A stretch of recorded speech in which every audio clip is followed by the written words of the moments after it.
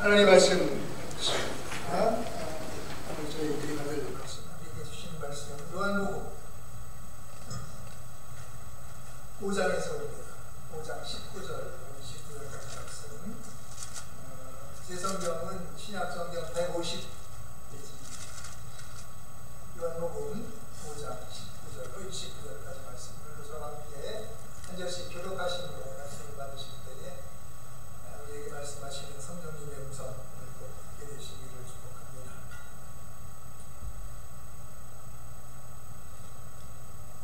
그러므로 예수께서 그들에게 이르시되 내가 진실로 진실로 너희에게 이르노니 아들이 아버지께서 하시는 일을 보지 않고는 아무것도 스스로 할 수 없나니 아버지께서 행하시는 그것을 아들도 그와 같이 행하느니라.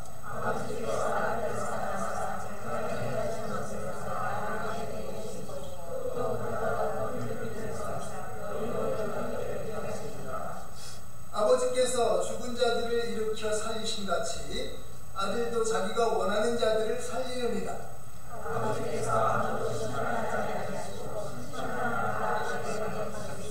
이는 모든 사람으로 아버지를 공경하는 것 같이 아들을 공경하게 하려 하시니라. 아들을 공경하지 아니하는 자는 그를 보내신 아버지도 공경하지 아니하느니라.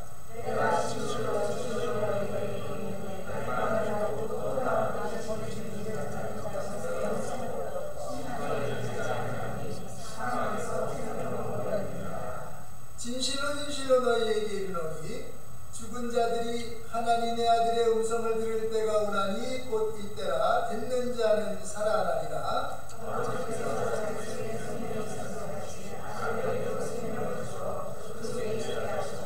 또 인자됨으로 말미암아 심판하는 권한을 주셨느니라.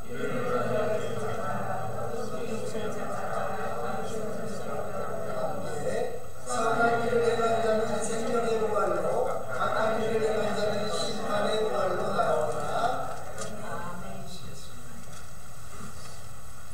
하나님, 오늘 이 종료주일을 맞이하고 이제 하나님 앞에 나와서 예배하는 하나님의 말씀 있습니다.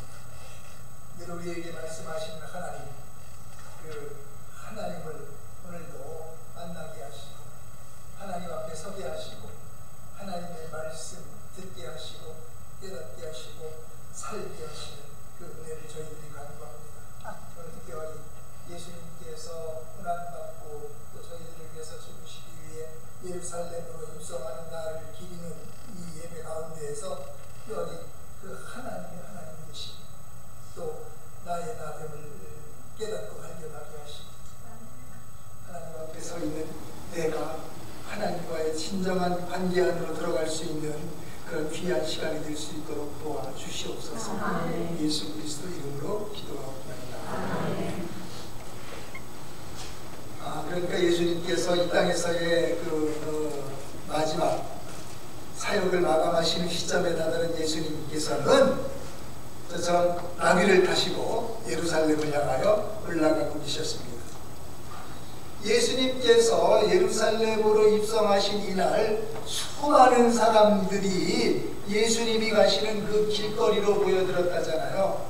그리고 승리를 상징하는 종려가지, 이 종려나무 가지를 흔들고 예수님을 환영하며 호산나를 외쳤다는 것입니다. 호산나, 우리가 찬양에서도 주로 자주 사용하는 이 호산나, 우리에게 낯설지 않은 이 말, 이게 무슨 뜻인가요? 호산나라고 하는 것은 시편 118편 25절에서 나오는 그런 히브리 말입니다.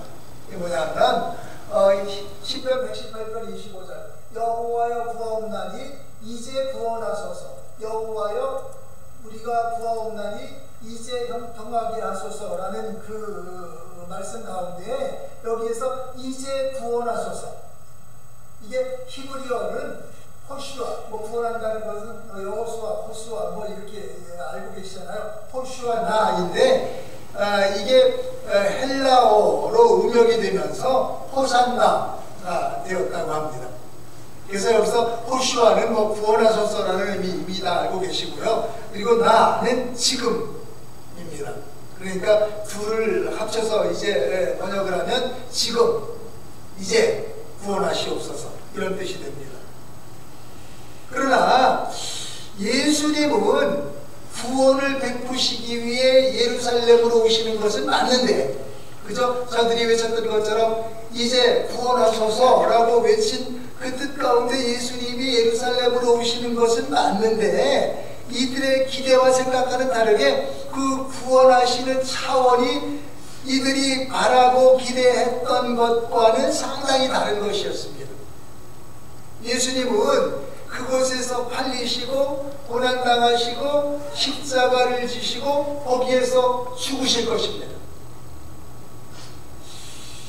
죽는다는 것을 두렵게 여긴 사람들, 특히 권력자들이나 많이 가진 사람들, 이런 사람들은 그 자기가 가지고 있는 것 때문에 그런지도 몰라도 오래 살고자 하는 그 욕구, 장수, 불사, 이런 것들에 대해서 관심이 많았던 것 같아요. 그런 사람들뿐만이 아니라 온 인류가 그러긴 하지만, 그래서 죽기를 원치 않는 것은 인간이 가지고 있는 가장 처절한 몸부림이 아니었을까 생각을 해요.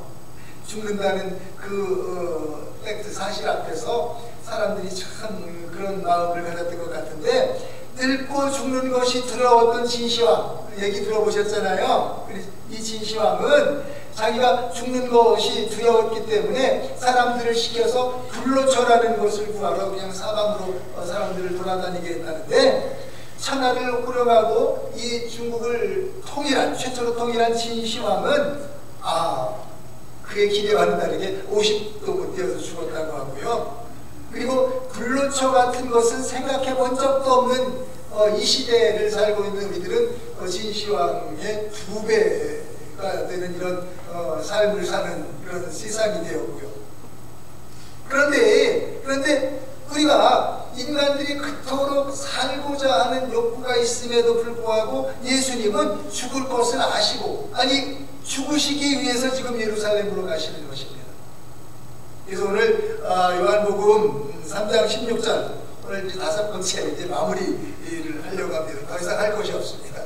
요한복음 3장 16절 뭐였다고요? 하나님이 세상을 이처럼 사랑하사 독생자를 주셨으니 이는 그를 믿는 자마다 멸망하지 않고 영생을 얻게 하려 하시니라. 오늘은 그분이 우리에게 베풀어 주신 그 구원, 영생에 관한 말씀입니다. 오래 사는 것, 그것이 로망이었는데, 인간의 큰 욕구였는데, 그러다가 그런 시대가 되었고, 100세 시대, 앞으로는 120살, 150살 이렇게 사실 수 있대요. 그것도 모자라서 우리는 또 몸에 좋은 거 다 이렇게 찾아서 드시고 영양제 먹고 그러잖아요. 저도 지금 먹는 게 몇 개 있습니다. 그렇게 오래 살게 된 시절에 생각해보는, 과연 산다는 것, 우리가 생명을 가지고 산다는 것은 무엇인가? 사는 것이고 산다는 게 뭐예요? 이렇게 말씀하실지 모르는데, 산다는 것, 그건 단순히 숨 쉬고 있는 것, 먹고 마시는 것, 그런 생물학적 차원을 넘어서 그 삶이 의미 있어질 때, 삶의 의미가 부여되어질 때 우리는 산다고 할 수 있습니다. 그럼 의미 있는 삶, 그건 또 뭔가? 삶이 의미 있어진다는 건 또 뭐예요? 우리는 이런 질문을 받을 때에 큰 고민하지 않고 곧바로 그런 생각하게 됩니다. 뭔가를 큰 일을 이루고 성공, 성취, 명예, 그러니까 흑수저였는데 금수저 됐다. 그래서 사람들로부터 박수, 칭찬받고 또 부러움의 대상이 되고, 그런 걸 우리는 생각할 수 있습니다. 그게 의미 있는 삶이겠다. 그런데 이 세상에서 어떤 부나 명예를 얻는다는 것, 그거는요, 본인의 능력도 있어야 되고 본인의 노력도 물론 들어가지만, 그러나 모든 것이 주변의 환경과 여건에 잘 맞아야 됩니다. 아니요, 제가 이제 우스갯소리가 말씀을 드리면, 지금 이제 우리 부모님들과 거의 실력 별 차이 나지 않을 것 같은 타이거 우스 있잖아요. 사이고우주가 만일에 조선시대에 한국에서 태어났다면 뭐였을까요? 그러면 몽둥이 하나 들고 괜히 돌 괜히 이렇게 쳐가지고 사람 맞히고 뭐 유리창 깨고 그러다가 뭐 그냥 포도 정원에 끌려가가지고 문장 맞고, 아니 이게 우스갯소리일 것 같지만 한번 생각해 보세요. 그렇잖아요. 시절을 잘 만나야 되는 것입니다. 아까 말씀드린 대로 선실도 물론 있어야 되고 노력하는 거 우리가 뭐 무시하려는 것이 아닙니다. 그러나 시절을 잘 만나야 됩니다. 그건 그래서 그런 상황에서 어떤 명예를 얻고 뭐 부를 누리고 하는 것은 그럴 수도 있고 또 안 될 수도 있고, 우리가 때를 잘 만나면 우리도 그렇게 될 수 있어요. 아니래요. 저거 딱지치기 저게 올림픽 종목에 있다 그러면 저도 가서 금메달 도전해 볼 수 있어요. 금메달을 따느냐 못 따느냐는 그거는 뭐 장담할 수 없지만 제가 프로 선수로 전향을 했을 것 같아요. 딱지 프로. 근데 저거는 올림픽에 채택이 안 됐기 때문에 나는 유명해지지 못하는 거예요. 그런 거 아니겠습니까? 아니래요. 또 이런 거 있잖아요. 옷 빠는 대회에 있다. 그러면 우리 프로님들 가가지고 단체로 우승하잖아요. 코너스빌에 우리 센터팀만큼 잘하는 데 없잖아요. 그런 것이거든요. 그런데 그게 올림픽에서는 채택이 안 됐기 때문에 우리는 그냥 그렇게 사는 거예요. 의미 있는 삶, 가치 있는 삶은 오늘도 살고 있는 우리를 만드신 분이 계신다면서요. 우리로 오늘 이 시간을 살아가게 하시는 분이 계시다고요. 내 세상, 내 마음대로 막 사는 것이 아니라 오늘 누군가가 나를 여기 있게 하시고 오늘을 살게 하시기 때문에 내가 사는 건데, 근데 우리가 그 사실을 믿을 때 그러면 그분이 창조하시고 살게 하시는 목적대로 우리가 살게 될 때에 그 삶이 의미 있고 행복한 삶이라고 할 수 있을 것입니다. 그런 관점으로 영생을 바라볼 때 그건 단순히 죽지 않고 그냥 오래 사는 것의 차원을 넘어서 영원한 하나님의 뜻 안에서 하나님께서 계획하신 그 구원의 역사 가운데에서 시작되었고 끝없이 지속되는 것, 그것이 영생이다. 영원히 살아가는 것이다. 그러면 영원히 사는 것의 반대, 영생의 반대, 그거는 뭔가요? 영원히 죽는 건가요? 죽어서 소멸되나요? 완전히 없어지나요? 그러면 영생을 얻지 못한 사람들은 아예 그냥 영사니까 그냥 없어져야 되잖아요. 그런데 오늘 말씀에 보니까 악인 누구예요? 뭐 사람 못 살게 못 때리고 못된 짓 하는 사람도 악인이지만 하나님 부인하는 사람, 하나님 믿지 않는 사람, 성경에서 악인은 하나님을 알지 못하고 자기 마음대로 세상을 살아가는 사람, 그런데 그 사람들도 부활한대요. 오늘 29절 말씀 볼까요? 선한 일을 행한 자는 생명의 부활로, 악한 일을 행한 자는 심판의 부활로 나오리라 그랬어요. 근데 이건 무슨 말이에요? 이제 곧 부활절, 다음 주 부활절이잖아요. 예수님께서 부활하신 날을 또 기리는 날입니다. 그래서 예수님과 함께, 오늘 말씀에서 보셨잖아요. 그래서 예수님과 함께 우리도 부활한다. 더 자세히 말하자면 예수님 믿는 우리, 예수님을 따라서 부활한다. 그런데 악인도 소멸되지 않는데요. 악인도 부활한다는 것입니다. 이게 우리가 알던 것과 상당히 좀 헷갈리게 하는 이런 말씀일 것 같기도 해요. 이게 아시는 분도 계시겠지만, 사도행전 24장 15절 말씀에도 보니까 그들이 기다리는 바 하나님께 향한 소망을 나눠 가졌으니 곧 의인과 악인의 부활이 있으리라 하느니라. 의인도 부활하고 악인도 부활한대요. 그럼 이렇게 보면 부활한다는 사실에는 뭐 선악간의 구별이 없나요? 이건 우리의 신앙 상식에 비춰볼 때 어딘가 좀 이상하잖아요. 하나님 믿는 사람, 선인도 부활하고 믿지 않는 악인도 부활하고. 그런데 무슨 부활이에요? 선한 일을 한 자는 생명의 부활로, 악한 일을 행 자는 심판의 부활로 나온대요. 그러니까 악한 자도 소멸되지 아니하고 부활하는데 그것은 영생의 범주에 들어가지 않는 것입니다. 영생이라고 하는 것은 구원받은 자에게만 해당되는 말이에요. 악인의 부활은 차라리 안 하는 것만 못한 것 같아요. 오늘 말씀의 핵심은 대조적인 두 단어에 있습니다. 생명, 심판. 오늘 여기 보니까 선한 일을 행한 자는 생명의 부활로, 악한 일을 행한 자는 심판의 부활로 나오리라. 이 심판이라는 말은 사망과 같은 의미라고 얘기할 수 있겠죠. 그러니까 심판받지 않는 구원받은 부활만이 생명이고 영생이라고 말할 수 있을 것입니다. 생명, 여기서 생명이라는 것은 구원과 같은 의미로 쓰인 것 같아요. 그래서 영생이라는 거기에 구원이라는 말을 대신해도 전혀 어색하지 않습니다.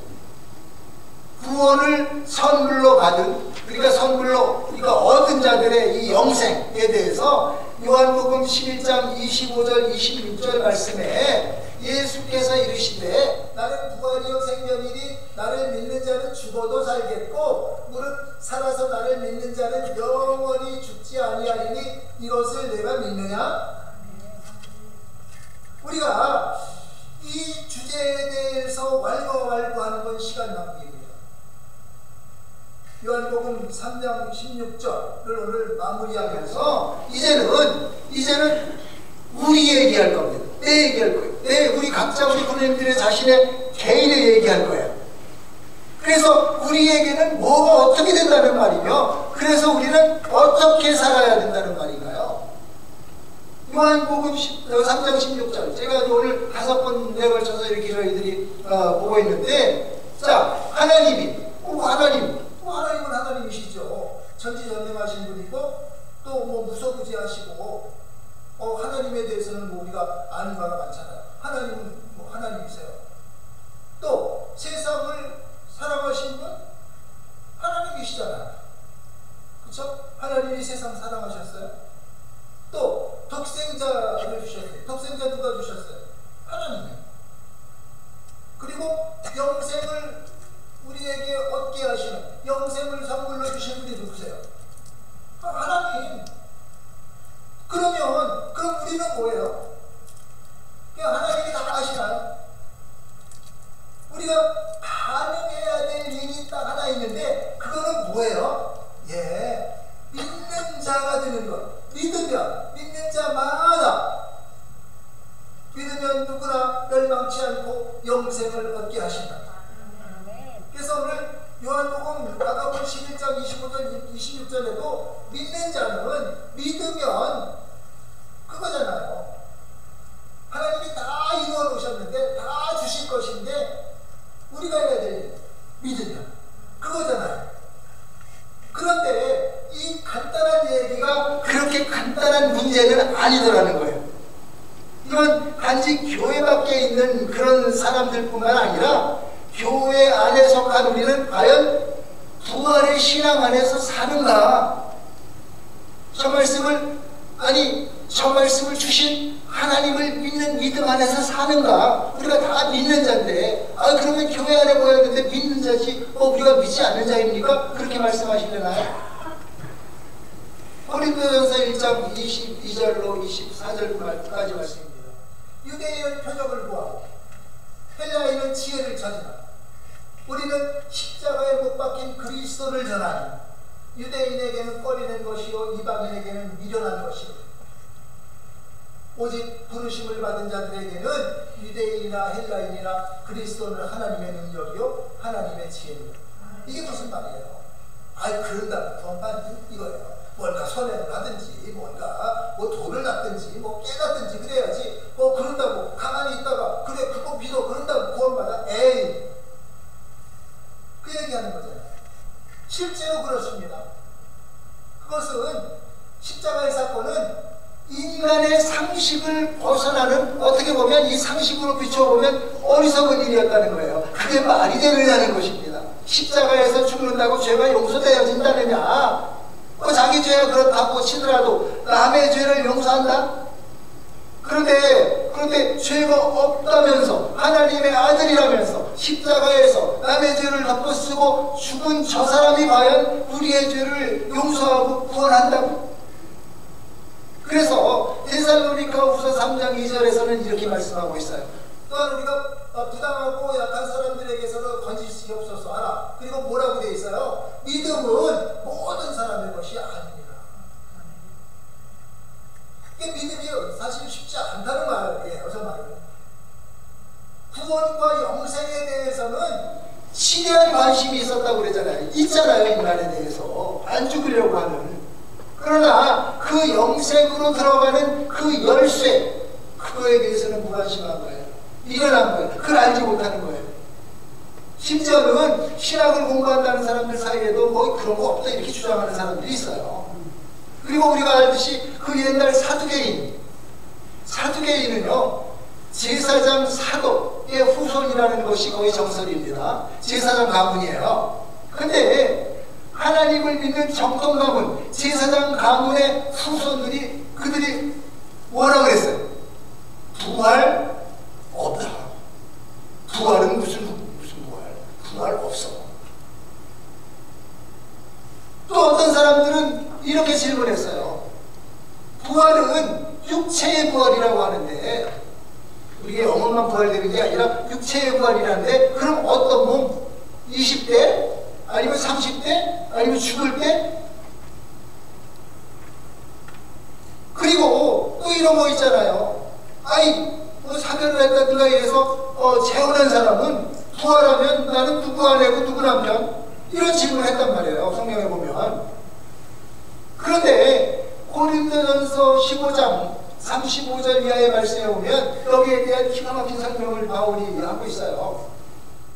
누가 묻기를 죽은 자들이 어떻게 다시 살아나며 어떠한 몸으로 오느냐 하리니 그거 물어봤다 그랬잖아요. 어떠한 몸으로 와? 우리가 20대야, 뭐 30대야, 50대야, 죽을 때야, 뭐 어떤 때야? 어리석은 자여, 내가 뿌리는 씨가 죽지 않으면 살아나지 못하겠고. 아주 이해 쉽잖아요. 뿌리는 씨가 땅에 떨어져서 썩어야 다시 싹이 나잖아요. 또 내가 뿌리는 것은 장래의 형체를 뿌리는 것이 아니요 다만 밀이나 다른 것에 알맹이 뿌리로되 하나님이 그 뜻대로 그에게 형체를 주시되 각 종자에게 그 형체를 주시느니라. 이거 제가 지난번에도 설명드렸던 것 같은데 이거예요. 우리가 농사를 지어보면 우리가 이제 경험적으로 농사를 지어봤기 때문에 알지만 처음 이제 농사가 뭔지 모르는 우리 어린 아이에게 사과씨 조그만 거 가지고 요게 사과의 씨라는 것인데 요걸 땅에 심으면 이게 썩어가지고 거기서 싹이 올라와가지고 큰 나무가 된단다. 그러면 거기에서 꽃이 피고 열매가 맺어갖고 사과가 열려. 이렇게 얘기하면 그 씨 보고 에이 무슨 그러잖아요. 아 우린 경험적으로 안다니까요. 우리의 부활이라고 하는 것이 바로 그런 거라는 거예요. 우리의 이 몸이 썩어지면 죽으면 그러면 부활의 몸은 우리의 지금 가지고 있는 이 몸과는 다른 영광스러운 몸으로 다시 부활하게 되리라 그런 것입니다. 그래서 그것을 믿기 위해서 우리는 특별한 믿음이 필요한 것입니다. 우리가요 매일 쓰는 이 전화기, 요즘은 이 전화기가 하도 똑똑해가지고 스마트폰 그러잖아요. 여기에 있는 다양한 기능, 영상통화, 뭐 인터넷, 뭐 카톡, 동영상, 수없이 많은 거기 앱들이 있잖아요. 그거 왜 어떻게 해서 그렇게 작동되는지 다 아세요? 물론 조금 이렇게 그런 쪽으로 IT에 대해서 전문적인 지식이 있으신 분들은 좀 아시긴 하죠. 그런데 우리 같은 사람 그거요 다 알려고 하면 오히려 머리 아파요. 그거 알 필요 없어요. 만든 사람, 전문가만 알면 되는 아주 특별한 기술입니다.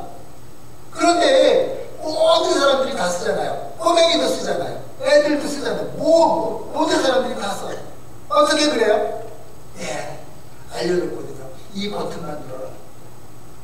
그 매뉴얼대로 하니까 진짜로 그렇게 작동되는 거예요. 그 작동되는 과정이 왜 이렇게 되는지 알 필요 없어요. 제가요 그쪽에 이제 그 시골에 전기도 안 들어오고 그럴 때 아버지께서 서울 갔다 오다가 와가지고 라디오를 사갖고 오셨거든요. 라디오를 틀으면 소리가 나는 거예요. 도대체 이 안에는 얼마나 조그만 사람들이 이렇게 많이 들어있길래 이렇게 틀면 소리가 나나. 제가 궁금해가지고 뜯어봤다는 거 아니에요. 집 쫓겨날 뻔했어요. 뜯어가지고.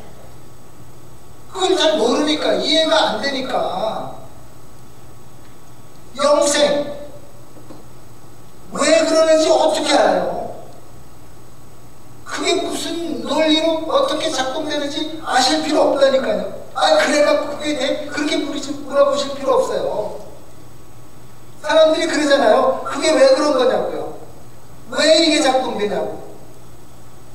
우리가 사람들이 만든 것도 이해가 안 되는데 하나님께서 하신 일을 내가 다 이해를 해야 믿는다고요? 그러면 저는 하나님 안 믿을 것 같아요. 내가 다 이해되는 하나님, 그러면 그렇잖아요. 나보다 훨씬 똑똑한 친구들도 많이 있는데 그건 이해되잖아요.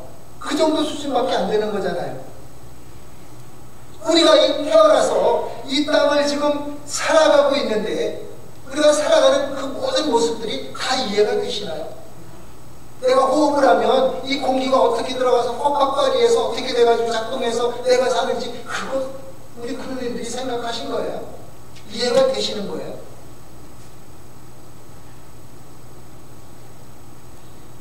우리는 하나님께서 그렇게 말씀하셨어요. 사람을 만드신 하나님께서, 영생을 주신 하나님께서 그렇게 하라고 하시니까 그 매뉴얼대로 우리는 하는 거예요.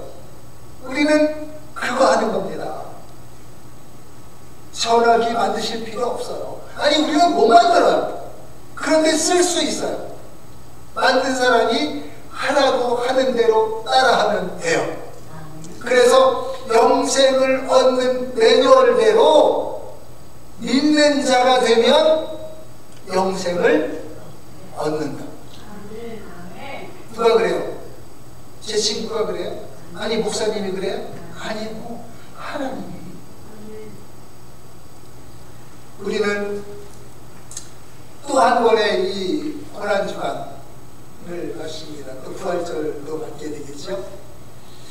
우리는 자칫 잘못하면 이 계절적인 신앙, 절기신앙에 아주 익숙해질 수 있습니다. 그러니까 어떻게 돼요? 성탄절 되면 뭐 기쁘다 구주 오셨는데 그러다가 고난주간 되면은 나 같은 죄인 위해서 그냥 이러다가 그 며칠 한 주간 지나고 부활절 되면 그냥 사셨네 또 사셨네 뭐 할렐루야. 그런 게 아니라 우리가 절기를 지키면서 그 의미를 되새겨보는 것은 아주 중요한 일이로되 그분의 나심, 우리가 성탄절을 통하여서 그분의 나심을 기릴 때에 그것은 그분이 왜 나셨다고요? 죽으시기 위해서 나셨다는 거. 그리고 그분의 죽으심은 우리에게 구원을 베푸시고 또 부활하심으로 말미암아 우리도 예수님을 따라 그 부활의 소망과 부활의 그 신앙 안에 살게 하시기 위해, 우리도 부활하게 하시기 위해. 그러니까 우리는 믿고 부활할 거니까 그냥 그날만 손꼽아 기다리는 것이 아니라 부활의 신앙 안에서 예수님을 믿고 하나님을 믿고 그분께서 말씀하시고 우리에게 알게 하시는 그 부활의 신앙 안에서 오늘을 살아내는 것입니다. 오늘을 살아가는 거예요. 산다는 게 뭐라고요? 숨 쉬는 거 아니라고 그랬잖아요. 그 영생은, 하나님께서 우리에게 주신 영생은 우리가 죽은 후부터 시작되는 것이 아니고 그 영생은 오늘 우리들이 이 땅에서 살고 있는 그 삶과 동떨어진 전혀 다른 사후의 세계가 아니라 오늘 우리의 삶이 죽은 이후에도 영원토록 지속된다는 것입니다. 살아서 나를 믿는 자는 영원히 죽지 아니하리니 내가 그것을 믿느냐? 그러니까 우리의 영생은 지금부터, 우리가 예수님 믿은 그때부터 계속 이어져서 오늘을 통해서 이제 그날로 이어질 것입니다. 지금까지 지내온 것 하나님의 은혜였습니다. 우리가 알든 모르든 그것을 깨닫든 깨닫지 못했든 하나님의 은혜였습니다. 우리를 택하시고 부르신 그 은혜로 살아왔고 지금도 여전히 사랑으로 영생으로 인도하시는 하나님의 은혜 가운데 살다가 우리가 이 땅에서 우리의 삶을 다 마치고 이 땅에서 눈을 감으면 우리는 천국에서 그 다음날 아침을 맞게 될 것입니다. 그것이 영생입니다. 지금까지 지내온 것 하나님의 은혜, 지금 살고 있는 것 하나님의 은혜, 앞으로 우리가 살게 될 모든 것 하나님의 은혜입니다. 지금까지 지내온 것 주의 크신 은혜와 한이 없는 주의 사랑 어찌 이루하랴. 자랑해라 주의 손이 항상 살펴주시고 모든 일을 주 안에서 영원하게 하시네. 우리를 형통하게 하시는 하나님, 우리가 해야 될 일, 우리는 주 안에서 그분과 더불어 그분을 영접하고 그분과 더불어 살아가는 것, 바로 그것이 오늘을 살아야 될, 그리고 내일을 바라보고 나가야 될, 우리들이 살아야 될 삶의 패턴입니다. 우리는 하나님과 가까이 있을 때가 있고 떨어져 있을 때가 있는 것이 아니라 늘 우리와 함께 하시는 그분과 동행함으로 말미암아 어제의 삶이 오늘로 연결되었듯이 오늘의 삶이 또한 내일로 연결되고 내일이 또 영원으로 연결되어서 주님과 더불어 늘 동행하는 삶, 영생의 삶, 그 삶을 소유하시고 살아내시는 저와 우리 군님 되시기를 주님의 이름으로 축복합니다. 기도하겠습니다.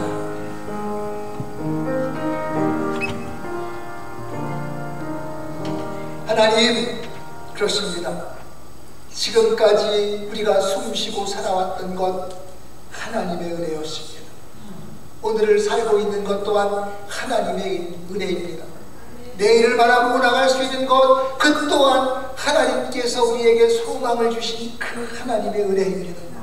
그래서 우리는 이제 오늘 이 절기, 주님께서 고난받으시기 위해서 예루살렘으로 들어가신 이 종려주의를 특별히 맞이하여 저희들이 생각해보고 저희들이 또한 되돌아보고 저희들이 다짐해보는 우리의 믿음, 우리의 믿음을 통하여 주님과 동행하게 하시고 주님과 늘 함께하게 하시고 주님의 뜻을 알게 하시고 주님과 더불어서 내일을 살게 하셔서 내일이 내일로, 그 내일이 그 다음 내일로 이어져서 우리가 이 땅에서의 생을 마치는 그날, 그 다음 날은 이제 천국에서 주님과 동행하는 삶으로 이어지게 하셔서 늘 주님과 더불어 살아가는 믿는 자의 특권을 가지고 하나님 앞에 살아가는 우리를 모두 되게 하여 주시옵소서. 예수 그리스도 이름으로 기도하옵나이다.